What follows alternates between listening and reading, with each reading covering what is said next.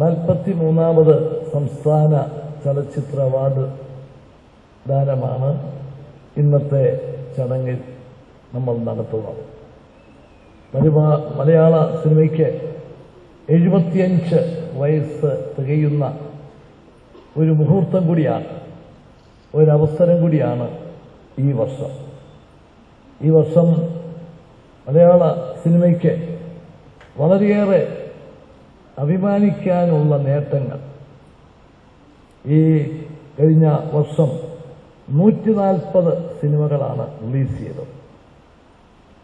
സാധാരണ 100-ൽ താഴെ ചിത്രങ്ങളാണ് റിലീസാകുന്നത്. 140 ചിത്രങ്ങൾ എണ്ണത്തിൽ മാത്രമല്ല, ഗുണനിലവാരത്തിലും ജനങ്ങളുടെ സ്വീകാര്യതയ്ക്കുമെല്ലാം ഇടയാക്കത്തക്ക വിധത്തിലുള്ള നല്ല പ്രകടനമാണ് മലയാള സിനിമ കഴിഞ്ഞ വർഷം കാഴ്ചവെച്ചത്. ഈ കാലഘട്ടത്തിൽ ദേശീയ അവാർഡുകൾ നേടുന്ന കാര്യത്തിലും മലയാളം സിനിമ മുന്നിലേക്കെത്തി ഏറ്റവും കൂടുതൽ അവാർഡുകൾ നമുക്ക് വാങ്ങിയെടുക്കാൻ സാധിച്ചു. സിനിമയെ പ്രോത്സാഹിപ്പിക്കാൻ സംസ്ഥാന ഗവൺമെന്റ് പല നടപടികളും സ്വീകരിച്ചു. ശ്രീ ഗണേഷ് കുമാറിന്റെ നേതൃത്വത്തിൽ വളരെയേറെ പ്രവർത്തനങ്ങൾ ആ രംഗത്ത് സ്വീകരിച്ചിട്ടുണ്ട്. സിനിമാ മേഖല നേരിടുന്ന ഏറ്റവും വലിയ വെല്ലുവിളി എന്ന നിലയിൽ പൈറസിക്കെതിരെ ശക്തമായ നിലപാട് ഗവൺമെന്റ് എടുക്കണം എന്ന് ആവശ്യപ്പെട്ടു. അതനുസരിച്ചുള്ള നടപടികൾ ഗവൺമെന്റ് സ്വീകരിക്കുകയും ചെയ്തിട്ടുണ്ട്.